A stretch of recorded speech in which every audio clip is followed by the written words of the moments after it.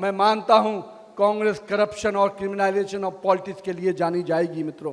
और कहीं ना कहीं हाल ही में मुझे मालूम हुआ जो रिवर फ्रंट का नाम से, मूसी रिवर फ्रंट के नाम से जो एक योजना आई है, उसमें भी कांग्रेस ने अपनी परंपरा के तहत लूट का बाजार लगा दिया है मित्रों। लेकिन हम आपके माध्यम से कांग्रेस की सरकार को स्पष्ट रूप से चेतावनी देते हैं कि जो पैसा आप यहाँ की जनता का पैसा, यहाँ के लोगों का मेहनत का पैसा आप राहुल गांधी के विदेश यात्रा में खर्च करते हैं, उसका हिसाब भारतीय जनता पार्टी का कार्यकर्ता लेगा, तेलंगाना की जनता लेके रहेगी मित्रों। मुझे मालूम है जिस प्रकार से यहाँ पर मजलिस, कांग्रेस और बीआरएस का खेल चलता है, मैं स्पष्ट रूप से आज कहने आया हूं मित्रों, जिन लोगों ने भी धर्म के आधार पर आरक्षण देने का प्रयास किया है, भारतीय जनता पार्टी उसके पूरी तरह से उसका विरोध करती है। और हम इसको सुनिश्चित करेंगे कि जब हमारी सरकार यहां बनेगी, हम इस धर्म के आधार पर आरक्षण को खत्म करेंगे और उसका लाभ हमारे एससी, बीसी और हमारे एसटी समाज के लोगों को मिलेगा, क्योंकि हम उन लोगों को आगे लाना चाहते हैं जो समाज के उस वर्ग में बैठा है, जिनको आज भी विकास के मुख्य धारा में लाने का काम हमारे ऊपर है। आज अगर हम कहते हैं देश के 25 करोड़ आबादी को हमने गरीबी रेखा से बाहर लाया, तो हमने उस संकल्प को पूरा किया जो हमारे प्रेरणा पुरुष दीनदयाल उपाध्याय जी ने कहा था। अगर आज हम कहते हैं कि हमने अपने सांस्कृतिक विरासत को मजबूत किया है, आज हम कह सकते हैं कि जिस प्रकार से अपने इतिहास के धरोहर को, सांस्कृतिक विरासतों को हमने मजबूत कर कर निश्चित रूप से सनातन परंपराओं को एक जीवंत करने का प्रयास हमारी सरकार ने किया है। और मैं मानता हूं कि जिस प्रकार से यहाँ की सरकार ने लगातार हमारे देवी देवताओं का अपमान करने का काम किया, अयप्पा का स्वामी मंदिर पर जो हमला हुआ, उसका अपमान का बदला हम आने वाले समय में जरूर इस सरकार से लेंगे मित्रों। और केसीआर ने भी जिस प्रकार से जनता ने उनको सबक सिखाया है, लेकिन आने वाले समय में हम उनको और भी जनता की इस आवाज को और बुलंद करेंगे मित्रों। लेकिन मित्रों, इस परिवारवादी, भ्रष्टाचारी और वादा खिलाफी की राजनीति करने वाले लोगों को निश्चित रूप से हमें अगर बाहर का रास्ता दिखाना है, तो हमें भी पूरे तरह से संघर्ष के लिए तैयार होना होगा। और मैं मानता हूं इन दोनों दलों का और तीनों दलों का अगर एक विषय पर समानता है, तो वो निश्चित रूप से भ्रष्टाचार, परिवारवाद और वादा खिलाफी का।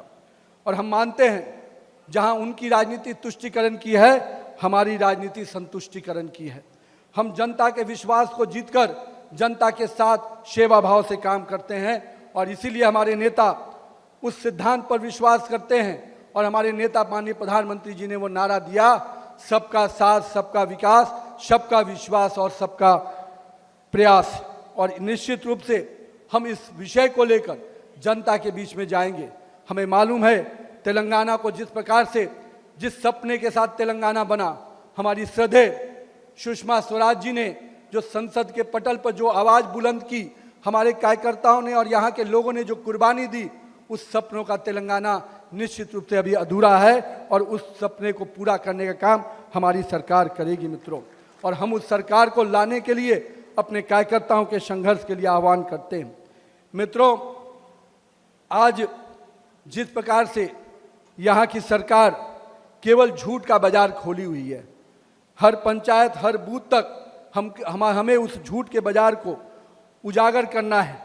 और जिस प्रकार से शहरी और ग्रामीण क्षेत्रों को एक विकास के लिए अलग अलग नीतियों बनाकर काम करने की आवश्यकता है, पर यहाँ की सरकार बड़े इंफ्रास्ट्रक्चर पर ही ध्यान देती है, क्योंकि उसमें उनको गाढ़ी कमाई दिखती है। उन्हें गरीब का आवास बनाने की चिंता नहीं होती है, क्योंकि उसकी चिंता कोई कर सकता है तो देश के नेता माननीय प्रधानमंत्री नरेंद्र मोदी जी कर सकते हैं। आज देश भर में 4 करोड़ गरीबों के अगर आवास बने, तो उसको छत देने का काम कहीं ना कहीं हमारे नेता नरेंद्र मोदी जी ने किया। आज महिलाओं की सम्मान की बात करते हैं, तो हमने 12 करोड़ शौचालय अगर बनाए, तो महिलाओं का सम्मान, स्वाभिमान और अब उनके अधिकार की भी चिंता नरेंद्र मोदी की सरकार करेगी मित्रों। आज हम कहते हैं कि हमारी माता बहनें आत्मनिर्भर बनेंगी, तो मुझे मालूम हुआ कि पहली महिला पायलट आज भारतीय जनता पार्टी के सदस्य बनकर आ रही है। ये भाजपा का जुड़ाव महिलाओं के साथ दिखता है मित्रों। लेकिन हम देखते हैं कि हमें अब ये और भी महिलाओं को सुदृढ़ करने के लिए, मजबूत करने के लिए काम करना है। और माननीय प्रधानमंत्री जी ने अगर 3 करोड़ लखपति दीदी बनाने का संकल्प को पूरा किया है, तो हम मानते हैं कि आज महिलाएं आधी आबादी को हम आत्मनिर्भर बनाने में, और इस भारत को आत्मनिर्भर अगर बनाना है तो आधी आबादी को भी हमको उसी ताकत के साथ खड़ा करना होगा मित्रों। हमें मालूम है कि कांग्रेस के विधायक हों, कांग्रेस के यहाँ के जो भी तथाकथित सांसद हों, उनके लिए केवल और केवल सत्ता में मेवा ही माध्यम है।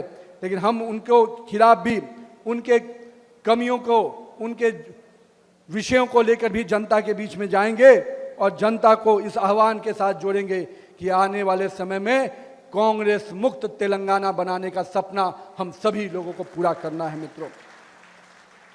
भारतीय जनता पार्टी का एक ही पक्ष है, राष्ट्र पक्ष।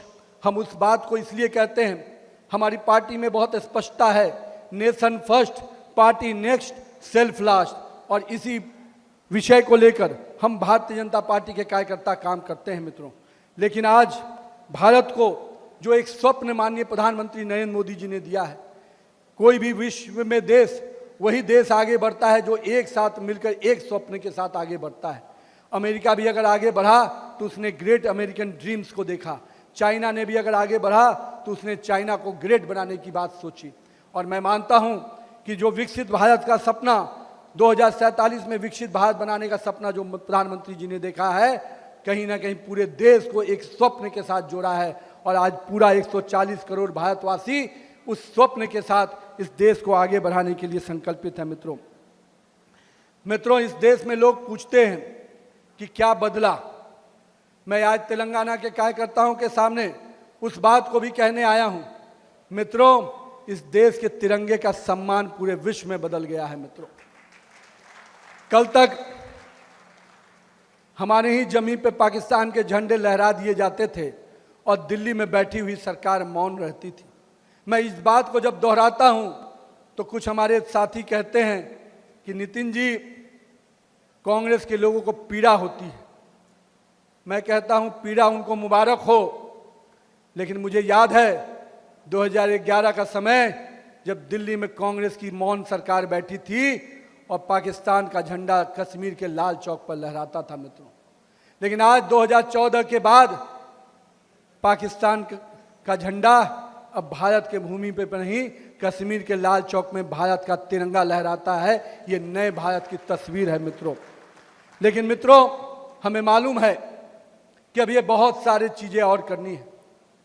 आज हमने आंतरिक सुरक्षा को मजबूत किया है, हमने बाहरी सुरक्षाओं को भी निश्चित रूप से ताकत दी है।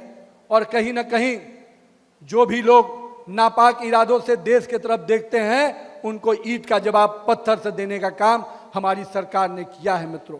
चाहे ऑपरेशन सिंदूर हो, चाहे सर्जिकल स्ट्राइक हो, हमने स्पष्ट संदेश दुनिया को दिया है कि भारत अपने हितों के साथ अब कोई समझौता नहीं कर सकता। भारत का एक भी नागरिक पर अगर हमला होगा तो भारत ईंट का जवाब पत्थर से देना जानता है मित्रों। मैं आज इसलिए इस बात को कह रहा हूं मित्रों कि कांग्रेस के लिए हमेशा तुष्टीकरण की राजनीति ही उसके लिए सबसे बड़ी रही। उसने इस देश की मिट्टी से, इस देश की जमीन से कभी प्यार किया ही नहीं।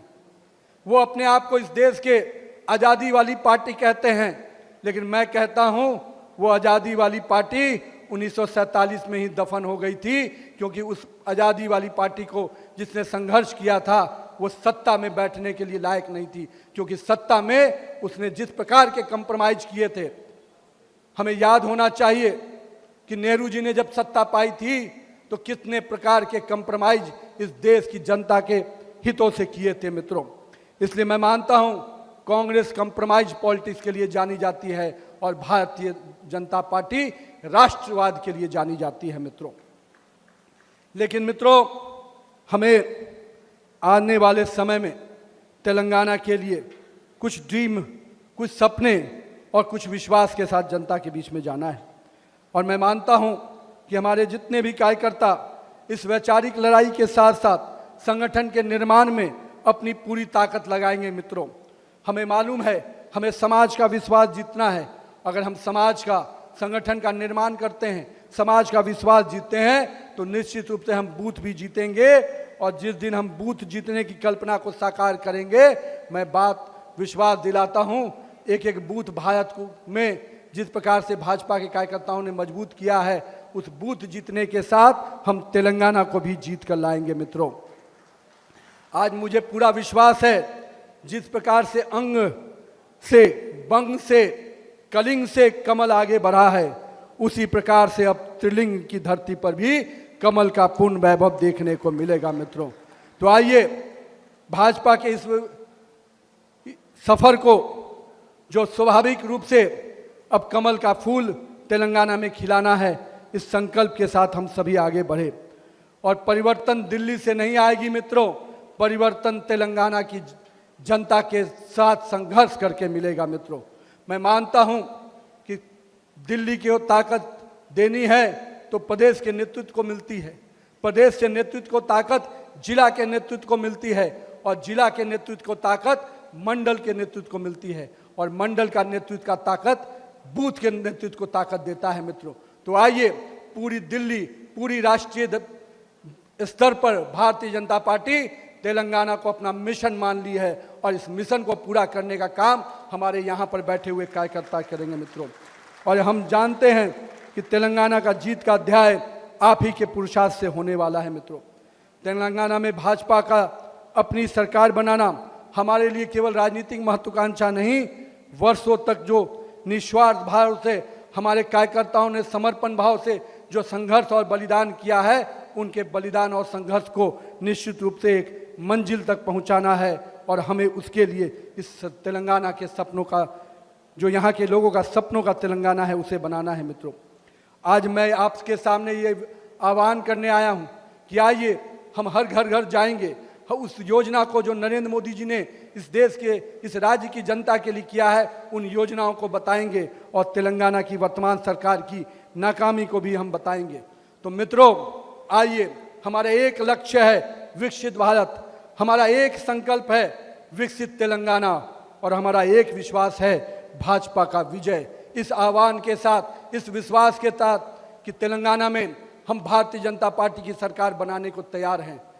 क्या मेरे सभी मित्र तैयार हैं? तैयार हैं?